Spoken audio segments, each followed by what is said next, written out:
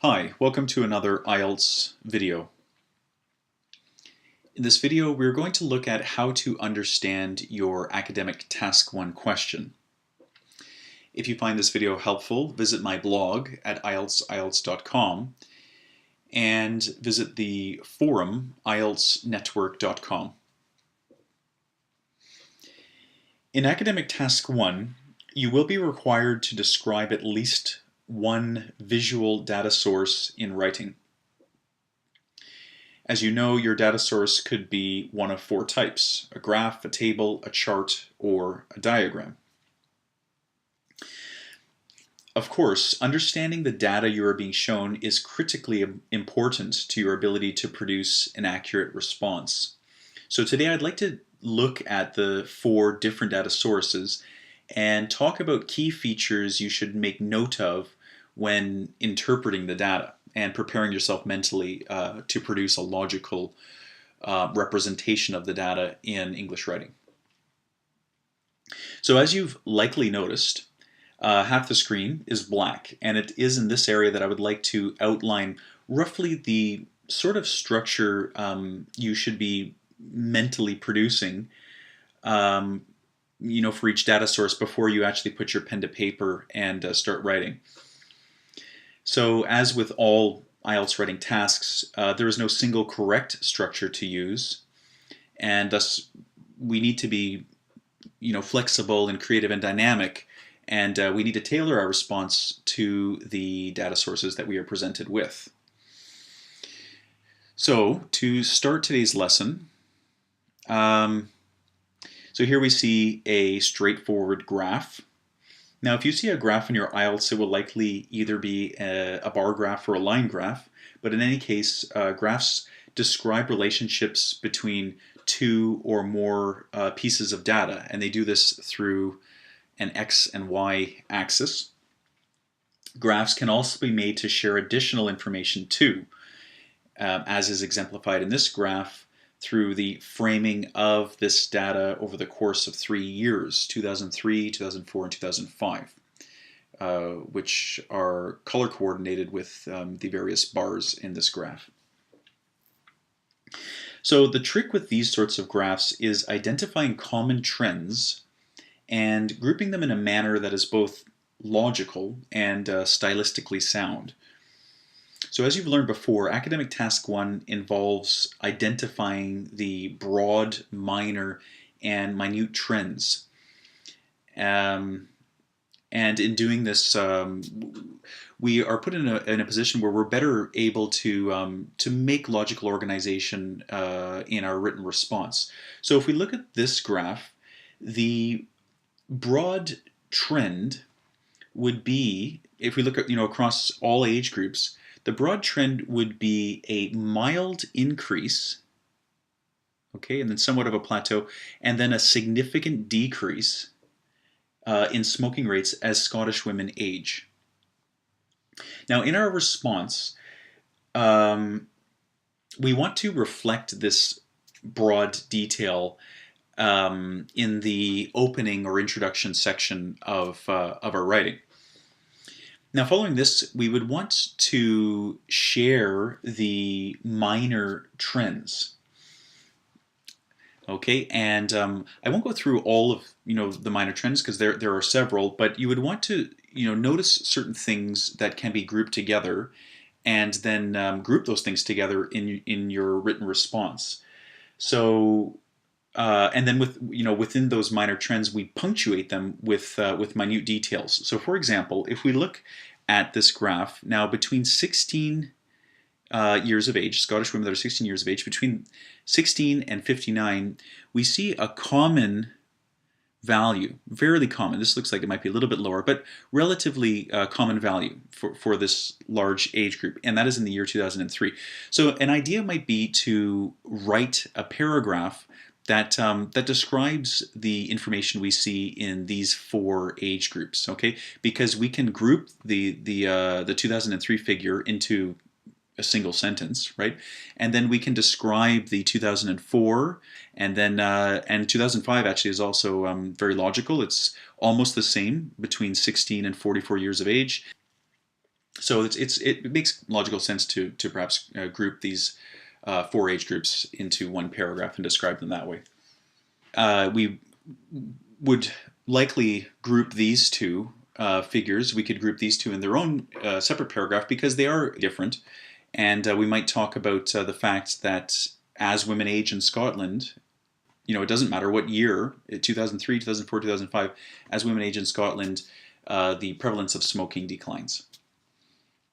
So, and that's not the only option we would have available to us. We could describe the data in three paragraphs. One paragraph, designated to a year. So we could have a paragraph for 2003, another paragraph for 2004, and a third one for 2005. So we have several options available to us, and I guess we'd have to go with whatever we would feel most confident doing. And for me, that would be grouping these four age groups and then talking about the data that way.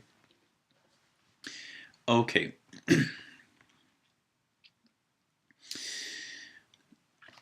Pie charts show fractions of a whole and require you to be confident when speaking about percentages. So reviewing the language needed to do this is important, and I advise you to, if you're going to write the academic, ensure that you're comfortable writing and comparing percentages. It is unlikely that you will get a single pie chart. Pie charts are normally coupled with another data source, whether that data source is another pie chart, as we see here, or perhaps a bar graph or a table or even a diagram. So it is important that you recognize the need to establish the relationship that exists between the pie chart and whatever second data source you're given. Now, in our instance here, we are comparing quantities of EU export goods to Brazil and to Russia. Okay, so it reads the following: charts depict EU exports to both Brazil and Russia. Write a report for university lecturer summarizing the information presented. So after giving our opening statement outlining the type of data sources we have been presented with, we would likely take an entire paragraph to analyze the details that we see within this first pie chart, which is EU goods exported to Brazil.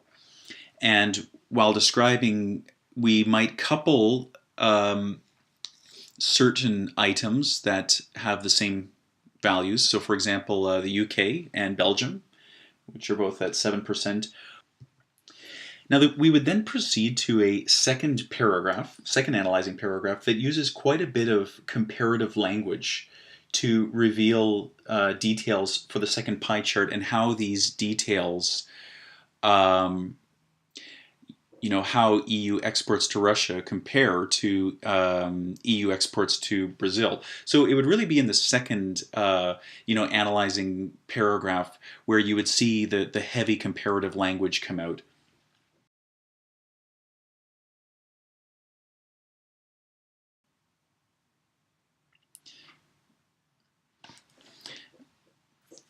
Again, we might, couple certain figures that are the same. So the UK and Belgium are once again the same.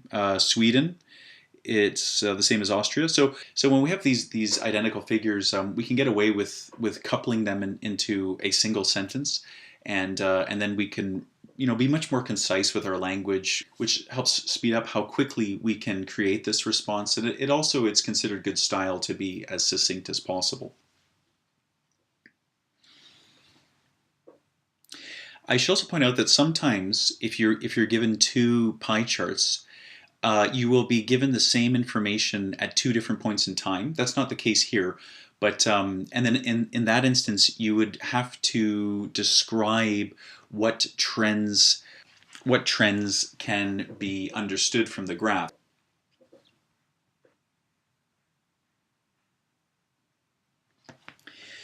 Tables are another possible Task 1 data source. Tables often present data that either evolves, like what we see here, the data changes over time, or is cyclical, like for example, a bus schedule or a table depicting annual rainfall patterns. So the language you will need to use in either case differs slightly, and I suggest you practice as much as you can both kinds of language so that you're comfortable with it, and you'd be comfortable using it in your exam. So in this example here, we see data that evolves among 4 countries within the UK over the course of 8 years. Because this particular data source is time sensitive, a lot of the language and strategies we will use here will be similar to those for most graphs. Because as you know, I mean, not all graphs, and not even the graph that we were looking at in this lesson, but many graphs do have time across their x-axis, and they show the manner in which something evolves or develops over the course of months or years or whatever the case may be. So the language is often similar. So we would start this response with a sentence outlining what the data source is and what it is showing, and any broad trends that might be worth noting.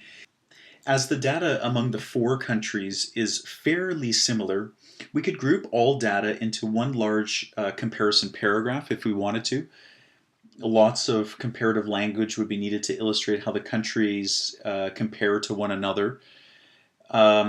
I mean, of course, if, say, 2 of these countries were very similar and the other 2 countries were different but similar to each other, then you might consider grouping, say, England and Wales into one paragraph, and that analyzes the manner in which these 2 countries move in relation to each other, if they were similar, I mean. And then Scotland and Northern Ireland the same. I mean, if they were very similar but different from England and Wales, we might group them into a separate paragraph. But in this particular instance, all 4 countries seem to follow fairly similar progression. So we see there is some variation, but for the most part there's growth. I mean, none of the countries finish 2011 lower than their value in 2004, for example. But I mean, there is some variation that you'd have to describe, but on the whole, the countries are somewhat moving in similar direction. We could group certain parts of the data together. So, for example, England's 2004 and 2005 figures and 2006 and 2007 figures, you see it plateaus and then it grows and plateaus again. So we could do what we can to group these together so that we're not having to share, okay, in 2004 the value was 4.7, in 2005 it was 4.7. We can condense everything and make it as concise as possible. And the piece could finish with a reiteration that all 4 countries show similar figures over the period in question, which would be a nice way to finish off the task 1 response. All right. Diagrams can be tricky because they are somewhat unpredictable. Typically, your task 1 diagram will show some kind of process that is either cyclical. So for example, the life cycle of an animal, that would be a cyclical diagram. Or has a clear beginning, middle, and end. So similar to the diagram that we see here. And it's also possible to receive something that's spatially sensitive, like a map, or a diagram for a piece of machinery or something like that. Those are possible as well. For this process diagram, we would clearly state what the source is and what it shows in some sort of background statement or opening paragraph. You would then describe the process from start to finish. So obviously the start is here with this digger pulling up clay. And you'd separate the data into paragraphs as needed. I would likely group the information into 2 paragraphs, so perhaps separating the data somewhere around the halfway point where the raw materials start resembling the finished product.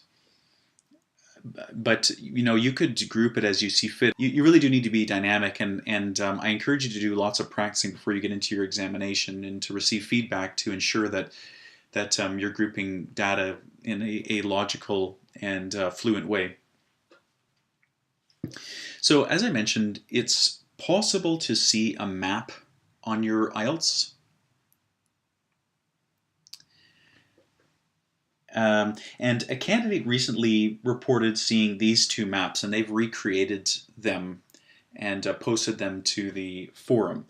So I thought I would use these and just talk a little bit about, how to mentally prepare yourself in the event you receive something like this. So as we can see, the maps show an area in 1950 and that same area as it looks today, now.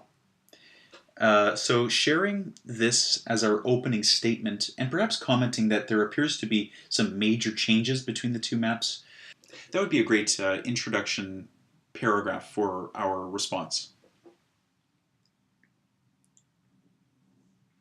After this introduction, I would take a paragraph to describe the first map in 1950. And I would do this in great detail. And then the second paragraph would be where I'd use heavy comparative language. So, I mean, as you can see, it's sort of similar to that question we were looking at with the two pie charts, where we are going to describe one of the pie charts in detail, and then we're going to save our comparative language for the second paragraph when we start, describing the second pie chart. It's similar to that. So, here we would describe how, there was a residential area. It looks to be like there are two, places where shipping containers can be offloaded or loaded. And then talk about this, I think it says tram. So there's a tram line that runs through the business district of the area, illustrated in the map. And then when we go to the second paragraph, talking about the map as it looks today, we would mention how a lot of these things have disappeared. The business district has grown larger, the tram has grown smaller, and there is a footbridge and some sort of stadium, and there is no more residential area. And of course, we'd be pretty much every sentence we would be using some sort of comparative transition to show how this compares to the map from 1950. So I hope that video outlines a few logical approaches regarding how to interpret data and mentally prepare yourself for the written response. In subsequent videos, we will go into more detail regarding how to recognize these broad, minor, and minute details and communicate these in written English. Good luck with your studies, and thank you for listening.